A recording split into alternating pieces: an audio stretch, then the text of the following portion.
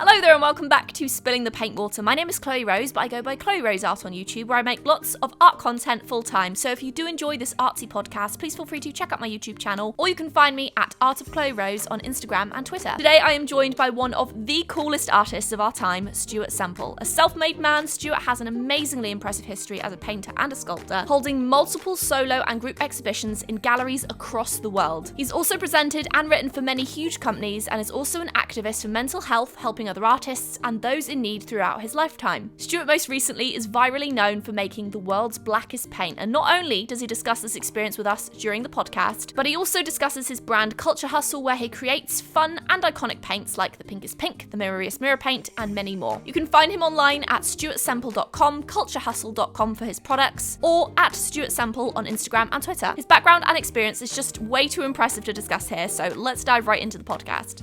Okay, so today I'm joined with the incredible Stuart Semple. Stuart, how are you doing? I messed your name up there. I'm doing fine. Thanks for having me on. It's really good to be with you. Yeah, thank you for taking time out of your day. It really means a lot, and I know a lot of people are excited to be hearing from you. So first of all, I just really want to hear a little bit about your background as an artist, as you like your childhood. You know, where did you kind of start your artsy kind of love? I heard it was something to do with Van Gogh flowers, seeing them in person, but I'd love to hear a little bit more about that.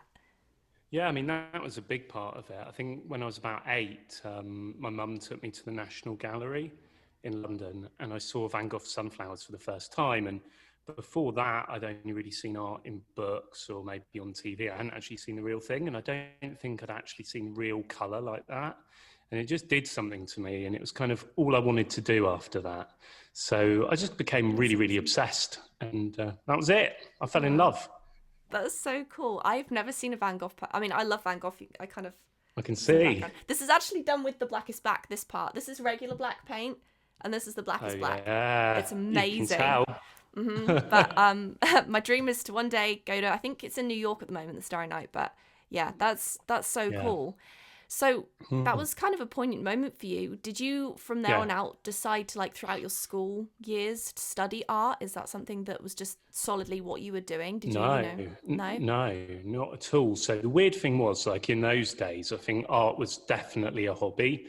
And certainly where I grew up on the south coast of England here, I mean, there is no culture, and certainly nobody earned a living as an artist. So my mum was pretty full on that I should be a doctor, because I was actually really smart. I had something weird happened when I was a teenager. I took the SAT tests and I actually got the highest grade in the whole of Dorset. I only got like half a question wrong. So they were convinced I was some sort of freaky genius and put me like top sets for everything, which was really intense on an academic side, but it was art that I loved. And I was just doing it all day, every day. But you know, it was never going to be the thing that I was going to be. It was just something that I loved. And the weird thing was, actually, thinking about it, in museums, you see a lot of art, but they were all dead dudes, dead blokes. And I thought artists were dodos. I didn't really think that, like, they lived and breathed and you could be one. Right. I thought it was something of the past, you know, so it never really dawned on me. That's so cool. I'm actually from Dorset as well. I didn't realise until I opened your art tin and saw the whole Dorset thing on the tin, and I was like, that's so cool. It's weird, isn't it? That is. It's really, really funny to me that you're from basically the same place that I was born, and here I am, I'm in the US now, and I'm opening up an art product from the same place I was born. I just think that's really cool. There's something lovely about that. Yeah, it's so cool. So your studio, is it in the same place kind of that you grew up as well, or is it fairly close? Well, it is now. Yeah, I mean, right. I did like I did a decade in London, and then I moved back here. Right. So yeah, it's a similar sort of neighbourhood. It's like maybe 15 minutes from my mum's house. Oh, that's so lovely. So you can be close to it. I really like that. So I mean, there's so much about you that I want to get into. But first of all, when did you decide that you wanted to start your own products? Well, that was a really weird thing because, as I said, I fell in love with these amazing paintings and I started to paint. And then as a teenager, I was getting increasingly sort of frustrated by the paints that were in the art shops, and they just didn't seem to be the same as these great artworks I was in love with. Like one thing's for sure about Van Gogh's paintings is the pigments he had were crazy, and you couldn't really get that in the art shop. So I started making my own paints for two reasons. One, I wanted better paint, and two, I just didn't have any money. So I learned to make my own colours, and I did that myself all the way through my teens. And then I never really intended to share them with anybody else, just kind of use them in my work. And then it was, I don't know, sort of 3-4 years ago when the Anish Kapoor thing blew up, that I thought I'd make a point of that by sharing my pink. And it all sort of started there, almost sort of by mistake. And it's just sort of continued. That's amazing. It's like a happy accident, as Bob Ross says. That's really cool. It really was, yeah. That's amazing. If I keep looking down, by the way, it's because I have my bullet notes here, because I've just got so much that I want to talk to you about. But I would love to know a bit more about how you really came up with the idea for I suppose it's because you said they weren't in the art supplies, but they're so unique, the supplies that you have. There's such a niche that you found, making the pinkest pink, the mirroriest mirror. Where sort of did that theme initially come from? Was it just as a result of the pinkest pink, and you thought, this could be a running theme with my products? Well, I don't know. I mean, I was just looking for the ist colours, right? So if you look at Van Gogh, he has the yellowest yellow by far, for example. So it all started there, and then I was just making it for my shows. And then people started to write in, other artists, the community grew, and people were literally asking me to help them make things. And some of them we've been able to do, like Mirror is a good example, where I took it on because no one had really solved that problem of being able to paint with a paintbrush and make it that chrome and that shiny. Yeah. And I thought we could help. So that's kind of where they come from now. It's more the people that use the paint suggest what paint they'd like me to help with. But I still invent my own colours for my work. That's amazing. Well. Someone actually asked me to ask you which was the most difficult to formulate, out of all of them. I think Black 3 by far was the most complex thing, and so much went wrong. I mean, that's years of work, and we had all sorts of bonkers things happening. We had huge, we call it an IBC, like a ton of paint in a big container. We had those literally exploding at airports in the heat, and paint going really weird, and it was a really, really difficult time. But I think we got there with it. Right. And, it was a lot of work. I can't imagine. I mean, it is, for anyone watching on YouTube, you can see how amazing it is. It's literally, everyone that I know is like, this is the paint. It's so matte, it's so black, it's incredible. So, amazing job. But it was hard. It was really, really tricky. I imagine. And I'm guessing you're very, very hands-on as well with the formulations, and you're very involved with everyone. Yeah, of course. But, I'm not a chemist or scientist, so I work with chemists and scientists. So I'm definitely an artist trying to push paint rather than a scientist trying to work out what artists need. So but I love playing with it all. I've just got today a delivery of what I think might be the Blackest black ink to play with from the lab. So I'm just super excited to dive into that and see what that's like. Oh, that is so amazing. I can't wait to try it if that's coming out soon. But I think it's really nice. What's nice about your products is that you are an artist yourself. You're a very accomplished artist, and you are, you're developing your own products, but you're so hands-on with it as well.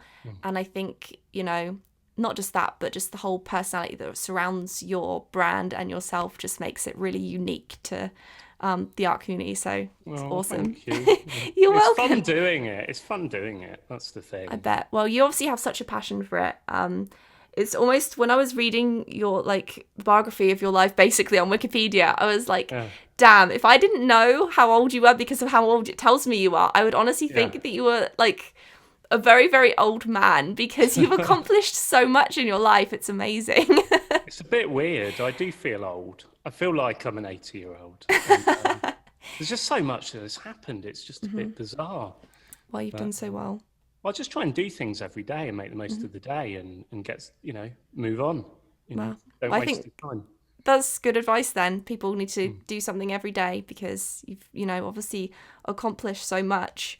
I'd love to hear a bit more about the Anish Kapoor story from you. For anyone that's not familiar with it, I always mention it briefly, but I'd love to hear your side of it. Yeah, shall I just explain it? Well, I think there's a few things to this. So I'll just do the background because you need the background or you're not going to get what I'm on about. Exactly. Yeah. So we're going to have to do the whole thing. Yeah. Otherwise, it's not going to make any sense at all. No. The first thing is that up until quite recently, Victorian times, artists made their own paint. And they got their own pigments and their own recipes, and they guarded them like they were some secret recipe, and nobody knew what they were, and they certainly didn't share them with anybody. And that has passed on through the generations, where people think that's a very normal way to be acting. That's important. So about 5, maybe 6 years ago, there was a super geeky science company in the UK called Surrey Nanosystems, and they invented this pretty awesome way of growing carbon on stuff that would mean that it would be the blackest black thing you've ever seen. So what would happen in basic English is light would hit an object and it'd be sucked into it and it wouldn't bounce back. And that would make things look very black, like the black you've got behind you there. Trapped light. Now that sounded cool and they wanted to use it for lots of stuff. And then Anish Kapoor got in touch with them, who, for those that don't know, Anish is probably one of the richest men in the world. He's certainly a billionaire. He's on the Times Rich list. He's a Sir, so the Queen's knighted the guy. So he's a big deal in art. And he asked for the exclusive rights to be the only artist to use this black in art. And they agreed a deal. And the art community thought that was really, really mean and just isn't very nice. I certainly did as well, because my mum always taught me to share my colours. And that's a nice thing to do. You shouldn't really go around hoarding things and buying things up and not letting people access them, even if they're complicated and geeky. So anyway, it became the only material in the history of the world ever that artists weren't allowed to use because they called themselves artists. So if you made cars, jewelry, watches, deodorant, marketing, you could ring up Surrey Nanosystems and they would coat something for you with Vanta Black. But if you rang up and said you were an artist, they'd tell you to get lost. And artists thought that was really, really, really prejudicial and terribly wrong. I did. So I thought, why don't I do a funny little bit of performance art about this, just as a bit of joke to sort of raise awareness? Because I think art should be for everybody, right? It should be accessible, should be available. Didn't seem very generous, didn't like it. So I put my pink on the website just as a joke. And I said, by adding the pinkest pink to your car, you confirm that you're not Anish Kapoor, you're not associated with Anish Kapoor, and to the best of your knowledge, information, and belief, this paint won't make its way into the hands of Anish Kapoor. And I thought it'd be funny. And I thought literally 3 people might buy it as a joke. And that was it. And then I woke up in the morning, it had gone completely viral. Like all these newspapers were ringing me up, TV things, Wired magazine. I'd just never seen anything like it. And it just went crazy. And I was really freaking out because I had no idea how to make enough pink for everybody to start with or to run like a business or something. I mean, I'm an artist, so it was literally round like my family's kitchen table, grinding up pink, putting it in stuff, going down the post office. And that just went on for months and months. And I was convinced that like the next day it would stop, but it didn't. People really, really liked the pink. Sadly, one of the people that got the pink was Anish Kapoor. So he broke the rules of the website, got the pink, and then he dipped his middle finger in the pink. And then he went for the art community on Instagram and he basically said, up yours pink. And then it just completely booted off because... Yeah. He did you a favour. He did me a favour in a way, but the art community were like, no, it's disgusting. You're not really. having it. We're having none of it. That's not right. And they got very, very angry. And some of the comments on that Instagram post are absolutely hilarious. I mean, it's really, really funny. Yeah. But aside from that, people started writing to me and saying, you've got to make a black. You know, we need is a black. So I started developing that, and then we made a black, but then we couldn't afford to make the black. So we did a Kickstarter for the black, and then we did get the money to make the black, and now we all have a black. And that's the story, I think, in essence, of that.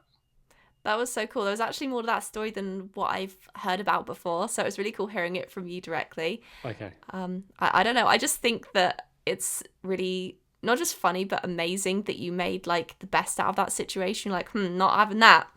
no, I'm doing my own thing. And then it just like did so successfully well for you, and rightfully so too. So I think you're the total opposite. You're very, sharing with your stuff, whereas he wasn't. So I appreciate that a lot. Exactly. And I think that's the point, like I'm an artist. I make the colours in my studio still. I mean, I have help now, obviously, and then share that with other artists. And we do that on a not-for-profit basis because, I want artists to be able to make work they couldn't before. And why not share it if we've cracked it? It just seems obvious.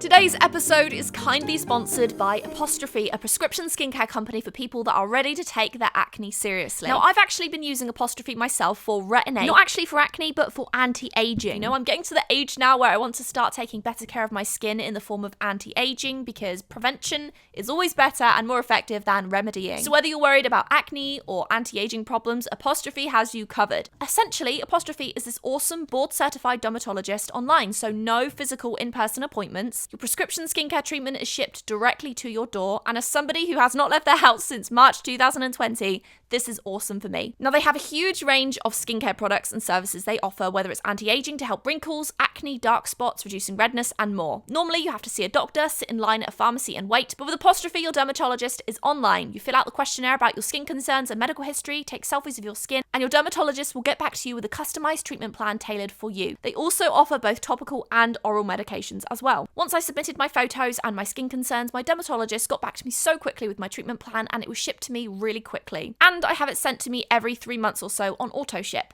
Best part is I didn't have to call or talk to anyone on the phone because I hate that. My skin has improved significantly since I've been using it. It's much smoother, and any fine lines that like to start developing on my forehead due to me getting older or being dehydrated, they have lessened significantly. To get started, just go to apostrophe.com/paintwater and click begin visit. Then use the code paintwater at sign up and you'll get $15 off your dermatology visit. That's apostrophe.com/paintwater for $15 off. And thank you so much to Apostrophe for sponsoring today's episode. That's so awesome. Now you were on, I'm going to read it out. You were on Blue Peter in 2009. You presented for BBC's Art and Design, and you have really very impressive background as an artist. You're a product developer now, you're an activist, but what has been the coolest moment for you so far, would you say, in your career or your life? Oh, I don't know. There's been some strange moments. I mean, Blue Peter was pretty weird. As you bring it up, because it was live. So in those days, it was like live TV, and I was in the Blue Peter garden, and I make this thing called Happy Clouds, where I let off eco smiley face clouds, normally from museums, and they fly in the sky, and they look like big smiley faces. I did that during the recession, and Blue Peter had me on to do that. But it was hilarious. They were doing a sheep shearing segment next to the Happy Clouds, and for those who've seen Blue Peter, they've got the dog, and the Blue Peter dog is basically royalty. But anyway, while we were live, like the dog had got in the sheep shearing pen, and there was this sort of older lady whose job it was, and she's like the queen, this woman, because she looks after the dog. And she was like, I can't remember what the dog was called, but she literally, like, off camera while I was like live to like loads of people, going, Betty, get your ass out of the sheep pen. And then there's me trying to like, and that was funny. Happy times, happy clouds. Yeah, so that was really funny. And then the other one, I think I can say this now because it's a bit naughty at the time, but I was asked by Selfridges in London to do a show across the store during Frieze Art Fair. And they asked me what my fee would be. And I asked to roll a blade around the store when it was closed whilst listening to Cyndi Lauper very loud. And that was my demand for doing the show in Selfridges. And sure enough, like the head of events there kind of blagged it with security that I could do this. So I think like the so fun. highlight for me is that, you know, scooting around the hair salon, the bed department. It was just like one of the best experiences I've ever had. That's so cool. I just feel really lucky to be able to do that. Oh, that's amazing. You're a very free spirit, I can tell. It was good. I love that so much. Do you have any goals in your life or things you'd like to do that you haven't met yet? Oh, loads. There's a lot to do. Let me think, though. I don't know. It sounds a bit sort of spiritual and esoteric, but, you know, really getting to know myself a bit more and find the depth of what I am. I'm not there with that. And then, Mm-hmm. there's art I definitely want to make. There's places in the world I want to see that I haven't seen. More colours to invent. So I don't know, lots of stuff, but just keep making the work. I mean, if I can keep making my work till I'm David Hockney's age, I'll be thrilled to bits. I mean, that's the game. Keep the work going. Yeah, it's the big thing. That's so cool. Do you ever find it difficult to balance making your work with running a business with your, paint? Because I mean, in a sense, every artist is like in business because they have to sell their own work or whatever, but you're on a different kind of level because you're also helping to formulate and create products and kind of balance all of that as well. Do you ever find that quite difficult to do? Quite honestly I do, because there's a growing audience. It's not just me in my studio coming up with sculptures or installations anymore, so there's much more responsibility. But I think of it all as art, and this is going to sound really weird, but I don't know. I think your audience can get their head around this. It's a bit weird. It's very conceptual. So the idea is that I can put paint on a canvas, it's a painting. I can take paint off a canvas and put it in the middle of a room, and it's still a painting because I'm an artist. If I then put that paint in a jar, it's still a painting by me. If I send that to you, it's still a painting by me. It just looks like a jar of paint. And then you use it to paint that, and now we're collaborating, and now we're making art together. So that's how I see it. So I don't see it as different than the art I make. I see it as one of the types of art that I make. That's how my head works. That is true. That is very true. Yeah, I never thought about it like that before. That is very true. It's a craft and an art in itself. So yeah, exactly. Really cool. Yeah, totally. So I see it as an artwork. Every bottle of pink or whatever is an artwork I've made that's sending to another artist. And so that's how I see it. But it is hard work. It's really hard work, and it's very different than making art. So so today I'm in my art studio, but I have another studio where we do all the paint stuff. I've had to separate them. Right. Okay, cool. What does like a day in your life at your studio that involves like the paint making and the creation look like? Well, it's a bit hard to say because of the lockdown, because everyone's sort of That's working true. remotely. But ordinarily, I'd kind of go in, and I tend to talk to the whole team in the studio, the studio assistants in one group, and we might have a sort of theoretical idea or like a theme that I'll talk about, and it might be something to do with access to art or sharing or creativity or something. And then normally I just tend to work one-on-one with people. So I'll catch up with the team in the lab, and then I'll see where we're getting with different stuff, and we'll look at ideas that the community have had for things we can make. And if it's a good day, I'll get to play with something new and exciting, and it all gets a bit Willy Wonka-ish, which is a good day. And then I'll check in and make sure the paint making's going properly, that we've got enough paint to go around, that shipments are going in and out, and all that stuff. And then I will try my best to get out of there by about lunchtime, so I can get over here and crack on with my own work. And that's kind of what I've been doing. Oh, that's really cool. Wow, that's so fascinating. I can't even imagine that, like having a team of people to help you make your creations like that, and just to, I don't know, that's just really cool to me, to be making a product like that and just being so hands-on with it as an artist. I think that's amazing. Yeah, it's nice, but also everyone that works with me, they are artists, so there's something lovely about giving employment to artists locally. That's important to me, but also nurturing creativity. So it's not just that they kind of help me make my paint. I also support them with their work, and and they use the studio for their own things, and we have a lot going on. So the sort of welfare of the community piece is like what I spend most of my time doing now, making sure people are all right. Oh, that's wonderful. Thing. They must love you to be like the boss, just to have you there to be so supportive of their work and their creative journeys. I hope so. I do my best. Yeah. To help, Yeah. Do you have any, I mean, obviously you have more products coming out, but do you have anything this year? I mean, obviously no specifics, you don't have to give me any, but do you have any really cool ones coming up this year that we can look forward to? Yeah, I can be specific about some of them. Okay. the white. So we've been working I'm so really excited for that. hard on the brightest white, and we did the beta test last year, where thousands of artists tested different strains of the white. Right. And we were inspired by the ghost beetle, because the ghost beetle is the whitest thing in nature. It reflects loads of light from its shell. Wow. And quite a few dastardly commercial labs are trying to make a white as good as the beetle so that they can own it for corporate and private reasons. Right. So we've been racing to try and get it for art first. Right. And I'm really, really happy because this week I painted with it.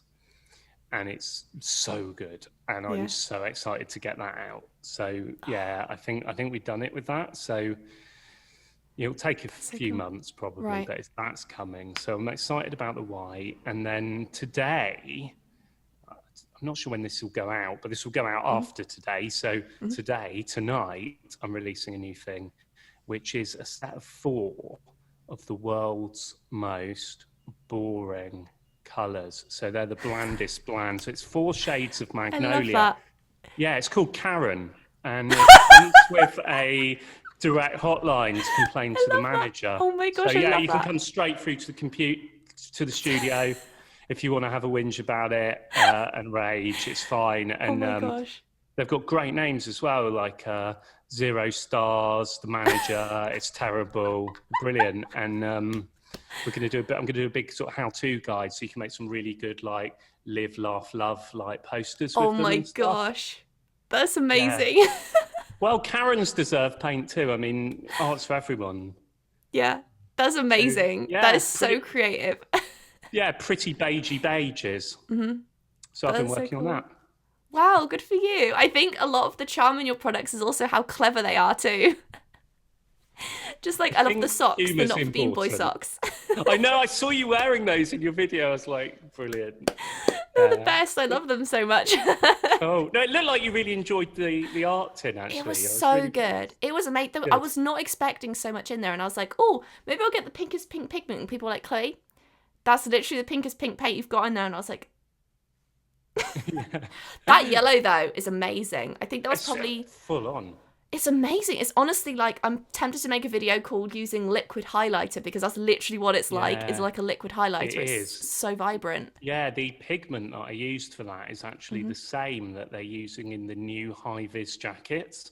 So, yes, it's interesting. A few years ago, they changed the pigment they use in like high-vis jackets for like work people and stuff. But it hasn't made its way into paint yet. So we nabbed it and bottled it.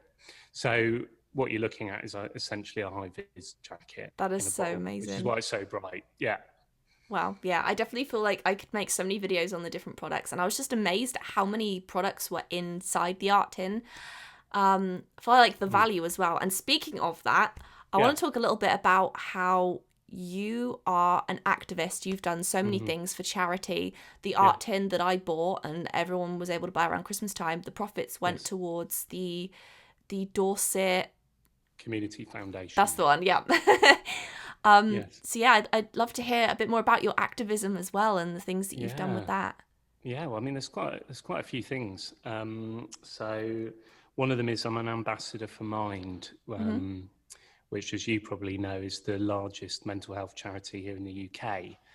And I've been working with them probably about 10 years. And at Mind, I created a creative therapies fund. And that means that people experiencing any sort of mental health issues or distress in their local community have access to arts therapy. So be that dance, drama, speaking, painting, because I think, in fact, I know creativity really helps. Really helps. People need that outlet, especially if they struggle to speak about their feelings or emotions. Sometimes making art works. And other things that we found, like the Hackney Choir, for example, was really interesting because when people get together as a community and sing and raise their endorphins, you realise you're not the only one going through stuff. So arts is really important. So that's what I do in Mind. And then my other big passion, obviously, is artist rights, championing creativity, making sure artists are recognised and understood. and that we're not forgotten, especially, you know, with the financial crisis we're in now and stuff, that we matter, and don't forget us is basically a huge part of that. So a few months ago, I opened what was called the Artist Job Centre, and it was in the middle of London, and it looked like a normal job centre, but it was an art installation. And it had jobs like retrain as a swan, be a ballpoint pen tester, all these kind of things. And it made fun of like a really daggy 90s job centre. You can find pictures of it if you have a look. But the point was that the Chancellor here in the UK had said that artists should retrain, reskill and reboot, that artists weren't good enough and we should all get another job. Yeah. So I wanted to make fun of that a little bit. So there was that. And then obviously here in Dorset, where you're from, I've been working with the Dorset Community Foundation, and I set up a fund there actually called the Designs for Humanity Fund. Right. And what that does is that focuses its attention on families, specifically in poverty in the local community. And as you contributed at Christmas by getting that tin, that money went to the Designs for Humanity Fund, and we worked with 4 or 5 local food banks to distribute hampers to families. And in those hampers, they had proper food. I don't mean like Tesco value, like it was beautiful food. You know, it was dignified food. Fuel vouchers, so heat and electricity, and then a voucher for toys for the kids. So each art tin gave a family a Christmas that they would ordinarily not have had, and about 1,000 families, 1,000 people, benefited this Christmas because the art community decided to buy art materials. And I think that's just so beautiful. That's just mega. So I'm hoping next year we might be able to do even more, because the tins were really popular and people liked them. So that was good. Absolutely. So hopefully we can grow that. Yeah, I think it's so wonderful what you do to help so many other people with your art. You know, so many people with their success, they forget about people that are struggling. You know, I've witnessed it firsthand with people on YouTube, for example. They get so big for their boots that they just forget about people that are actually struggling in real day-to-day life. So I really admire that about you, and I think that's why I will continue to and recommend supporting your products, because they are so not only they're amazing, but you know, their amazing person is behind them too, helping other people. So thank you. That's awesome. You're welcome. I don't want to keep you for a really long time, but I would love to know how, I don't know how to word this. Like, as I say, you've done so much in your life, and you must have very good organization skills, and there's probably a lot of people that would love to an extent, follow in your footsteps.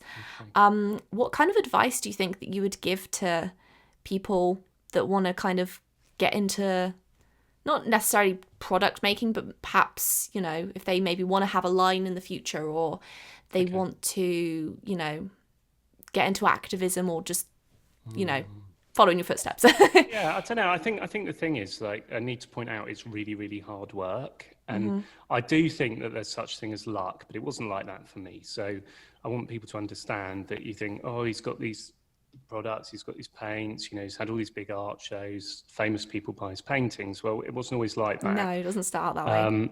Not at all. I've had so many setbacks and things that have gone wrong, way more than has gone right. You know, at the time I was doing the Happy Clouds and Blue Peter, for example, I was actually homeless and nobody knew that. Oh my gosh. So, yeah, and I had a 3-month-old child.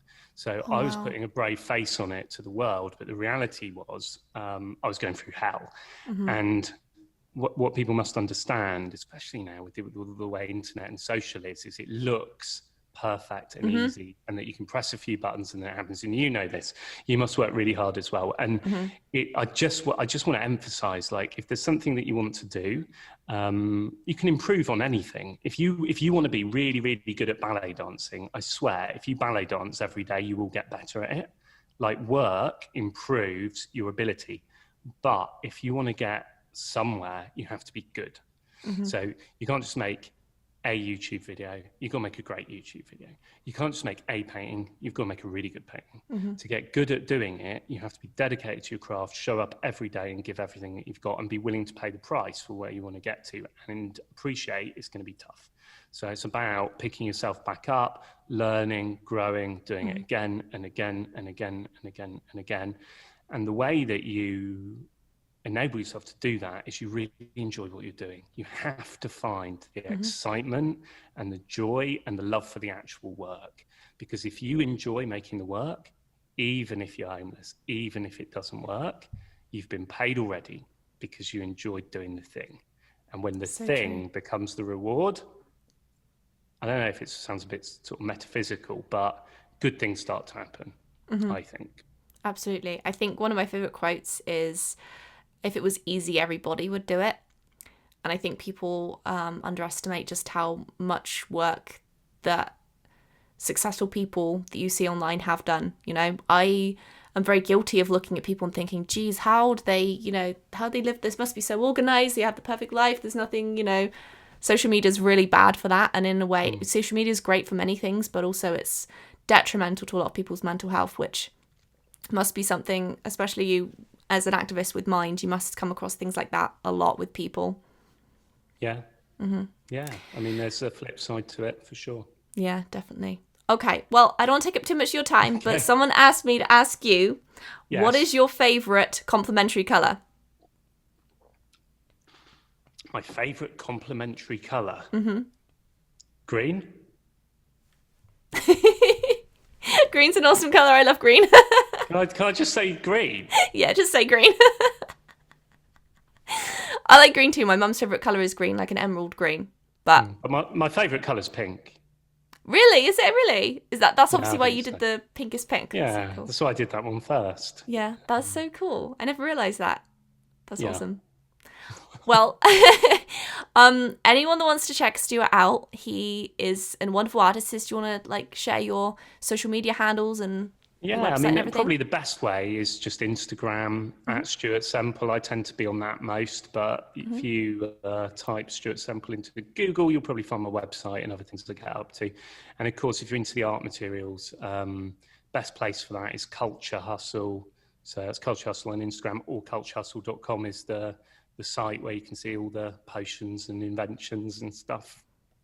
That's awesome. Thank you so much to everyone for listening. Thank you so much again, Stuart, for your time. Appreciate it. Hope you're doing well. And yes, thank you for listening. Bye. Bye. Thanks for having me.